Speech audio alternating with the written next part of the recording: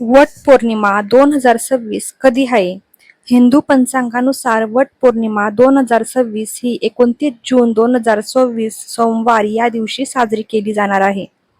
वटपौर्णिमेला कोणत्या रंगाची साडी नेसावी?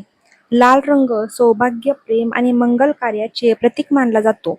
त्यामुळे लाल रंगाची साडी नेसणे अत्यंत शुभ मानले जाते. हिरवा रंग समृद्धी, आनंद आणि वैवाहिक सुखाचे प्रतीक आहे. वटपौर्णिमेसाठी हिरव्या रंगाची साडी ही सर्वात लोकप्रिय निवड असते.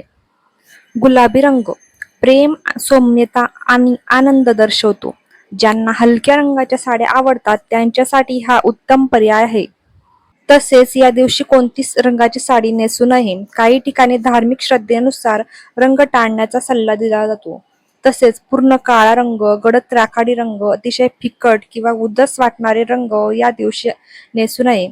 कारण हे रंग काही परंपरांमध्ये शुभ कार्यासाठी योग्य मानले जात नाहीत. मात्र हे स्थानिक परंपरा आणि कौटुंबिक श्रद्धेनुसार बदलू शकते.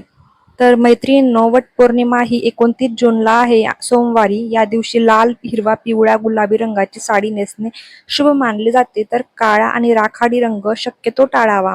व्हिडिओ आवडला असल्यास व्हिडिओला लाईक करा आणि सबस्क्राईब करा. धन्यवाद.